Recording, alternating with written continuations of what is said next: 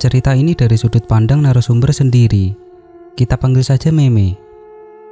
Aku lulusan SMK tahun 2018 dengan impian pada umumnya lulusan SMK atau SMA.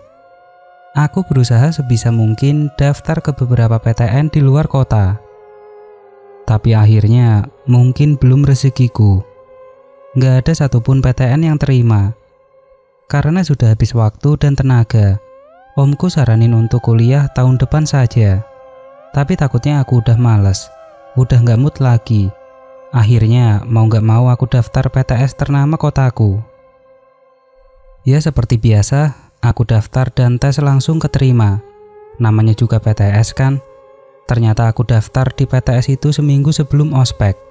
Sudah benar-benar mepet banget karena aku minim dapat informasi mengenai pendaftaran. Setelah urusan kampus, aku mulai cari kos yang aku dapat dari saran temen. Tapi sayangnya kos itu penuh. Tapi ibu kos yang punya kos penuh ini nyaranin aku buat ngekos di depan. Di sana ada kos, siapa tahu masih ada kamar kosong. Aku pikir daripada nggak dapat sama sekali. Akhirnya aku langsung gas ke sana. Betul di sana ada kos, tapi bentuk bangunannya tua. Alhamdulillah ada satu kamar kosong, dan langsung aku iakan karena kamar ini lumayan luas dibanding kamar lain yang sudah terisi. BTW aku jelasin denahnya ya. Jadi kamar kos ini berderet lorong dan posisinya punggung-punggungan dengan kamar kos lainnya. Ada 2 gerbang juga di kosku ini. Ada gerbang depan dan gerbang belakang. Aku kebetulan dapat kamar yang di belakang. Suasananya memang sangat singklu, singup, atau anyep. Gelap beratmosfer serem gitu. Bisa bayangin gak sih? Soalnya nggak tahu bahasa Indonesianya apa. Ya aku maklum karena bangunannya tua. Siang hari pun kalau nggak nyalain lampu bakal gelap. Kira-kira begitulah suasananya. BTW kamarku ini di lantai 1 ya. Karena sudah mepet banget perkuliahan. Harga kos yang terbilang murah dengan fasilitas lengkap. Akhirnya aku bertahanlah di sana. Aku awalnya masih parnoan jadi nggak mau tidur sendirian. Akhirnya beberapa hari aku tidur di kos temenku. Sudah disaranin sama ibuku buat pindah kos aja. Tapi aku menolak karena takutnya ribet. Di kosku juga sudah murah. Jadi aku perlu terbiasa saja. Sudah seminggu aku tidur di kos temanku. Akhirnya aku tidur juga di kos sendirian. Disinilah aku merasakan hal yang benar-benar ganjil. Di kos belakang ini juga lebih banyak orang yang kerja ketimbang mahasiswi sepertiku. Jadi aku lebih sering sendirian di kosan. Kejadian pertama ini tengah malam, posisinya sekitar jam 10-an malam kalau nggak salah.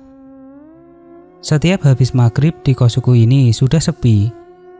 Maklum, karena ini gang buntu. Bayangin aja, aku sering bergadang cuma buat baca cerita atau nonton YouTube. Malam itu aku dengar ada yang dorong pintu kamarku kenceng banget. Padahal sudah dikunci. Benar-benar kaget karena suaranya jelas banget. Aku nggak dengar ada langkah kaki apapun. Karena benar-benar ketakutan. Aku memutuskan untuk tidur. Kejadian ini nggak cuma sekali sebetulnya. Memang kalau udah tengah malam di kosku ini sering banget ada orang. Tapi nggak tahu juga sih orang beneran apa bukan. Beraktivitas di depan. Kayak mondar-mandir di gerbang keluar masuk dan lewat depan kamarku. Awalnya aku pikir bapak pemilik kos. Tapi aku pikir-pikir ngapain bapak kos jam segini mondar-mandir. Ada juga pernah siang-siang aku sempetin tidur sebelum kuliah. Nah, itu beneran bikin aku takut karena di tengah-tengah tidur aku dengar orang lari-lari tapi bukan di luar kamar. Itu suara ada di dalam kamarku. Itu benar-benar jelas banget jadi aku langsung melek seketika.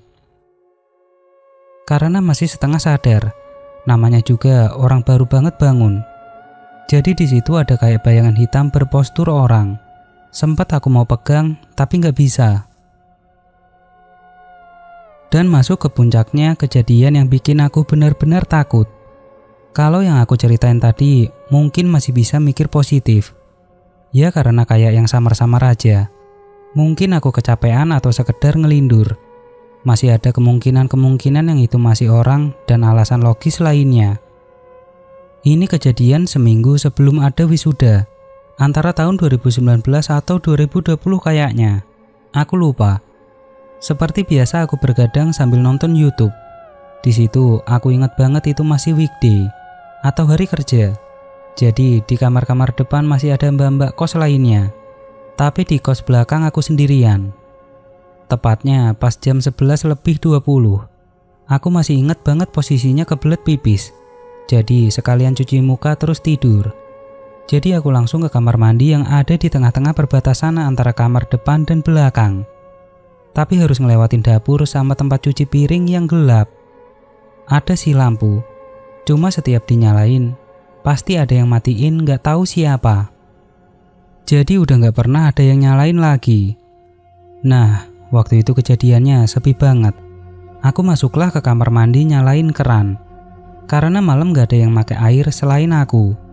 Jadi keran di kamar mandi nyalanya gede. Tahu kan suara air keran yang deres banget? Samar-samar di tengah isi air kebak, aku dengar jelas banget suara orang nyanyi kayak anak kecil. Tapi suaranya mirip banget sama salah satu mbak kos yang memang punya suara kayak anak kecil. Tapi anehnya, nyanyiannya tuh kayak yang sarkas. Lebih nyuruh matiin keran karena berisik. Aku kaget tengok kanan kiri. Terus buru-buru nuntasin urusanku. Setelah itu cabut ke kamar. Besoknya pulang kuliah aku gak berani pulang ke kos dan memilih diam di kos temenku. Sebut saja namanya Eli. Numpang mandi sekalian karena masih terngiang-ngiang kejadian semalam. Terus temenku nanya kenapa tumben banget aku pulang kuliah gak langsung pulang. Barulah di situ aku jelasin cerita tadi malam secara lengkap. Dan temanku ini ngusulin supaya ditanya langsung ke mbak kos yang suaranya kayak anak kecil itu. Buat mastiin aja. Mbak Dita, semalam jam 11-an ke kamar mandi nggak? Tanyaku ke Mbak Dita pas sampai di kosan. Nggak ada sih. Teman-teman juga dari jam 9 udah pada tidur. Kata Mbak Dita yang juga kebingungan di situ. Ngelihat ekspresi Mbak Dita, aku langsung mikir, jadi siapa semalam yang aku dengar nyanyi-nyanyi? Karena aku ketakutan, aku langsung cerita lagi ke temanku si Eli yang tadi. Akhirnya dia nyuruh aku buat mandi di kosannya aja. Jadi sambil nunggu malam tiba, baru aku pulang. Supaya pas pulang tinggal tidur aja gitu. Kejadian ini aku ceritain ke mbak yang kamarnya di sampingku pas. Tapi cuma lewat chat aja. Akhirnya dia cerita juga dan terbuka. Emang dia yang paling lama kos di sini. Dia juga sering bawa teman dan pernah ngelihat Mbak Kunti di kamar mandi. Karena cerita itu, akhirnya aku gak berani lagi di kosan untuk waktu yang agak lama. Oh iya, ada lagi. Jadi ada dua temanku yang katanya bisa ngerasain adanya mereka. Yang satu ini teman ospek, jadi jarang ke kos. Cuma beberapa kali aja, tapi dia sering bilang buat pindah kos aja secepatnya. Aku sih cuma iya-iya aja. Dia bilang ada sesuatu di depan pagar bagian belakang, sama di rumah kosong pojok depan kos. Dan temanku satunya ini, dia yang ngalamin yang akhirnya aku benar-benar yakin kalau kos ini memang berhantu. Kejadian terakhir inilah yang bikin aku yakin banget kos ini berhantu. Jadi pas banget H-1 wisuda, ada temanku satu yang seprodi berniat menginap di kos. Malamnya emang gak ada apa-apa, masih aman dan kita juga bergadang. Nah, kejadian besoknya setelah acara temanku ini. Niatnya istirahat di kosku biar pulangnya nanti habis maghrib sekalian. Jadi singkat cerita, sudah tepat maghrib ini aku selesai makan. Posisinya temanku duduk di pintu. Buat nahan pintunya biar nggak nutup. Aku pamit ke dia buat nyuci piring sekalian ambil wudhu. Dia iyain di situ. Setelah selesai nyuci piring sama sekalian wudhu, aku balik ke kamar. Anehnya pintu kamar ketutup. Yang aku yakin tadi kebuka. Dan temanku ini udah biasa kalau di sini duduk di situ. karena katanya ngerasa gerah padahal udah ada kipas angin. Gak mikir aneh-aneh. Ya udah aku masuk ke kamar. Dan anehnya dia diem aja di kamar sampai aku selesai sholat. Habis itu dia pamit mau pulang. Aku tanya kenapa, dia diem aja. Cuma dia jawab gak apa-apa. Nanti aku ceritain kalau udah sampai rumah. Besoknya ini pas hari Sabtu aku di kos sendirian. Barulah temanku yang kemarin cerita kalau pas kemarin aku pamit nyuci piring, gak selang lama dia lihat dari ekor matanya. Yang jelas kelihatan karena dia duduknya pas di depan pintu. Ada cewek pakai baju putih, jalannya yang kayak cepet banget ke arah gerbang. Dan anehnya dia gak dengar langkah kaki. Karena dia takut, akhirnya dia memilih buat ngecek aku masih di kamar mandi atau nyuci piring apa enggak. Karena gak biasanya juga, aku lewat-lewat aja gak banyak ngomong. Dan bener aja, pas dia nengok itu, aku posisi masih ada di dapur, lagi nyuci piring. Aku juga malam itu gak pakai baju putih, tapi baju merah. Dia juga cerita pas jalan pulang lewat depan kamar mandi. Dia ngerasa gak enak, ada sesuatu yang berada di daerah sekitar kamar mandi. Ya Allah, takut banget aku waktu itu. Tapi alhamdulillah, sekarang udah gak ngekos karena kuliah daring.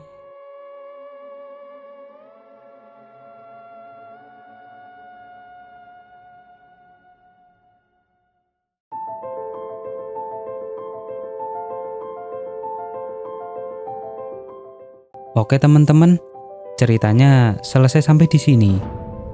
Bagaimana menurut kalian? Tuliskan di kolom komentar. Dan nantikan kisah-kisah horor selanjutnya tetap di channel Kisah The Demit.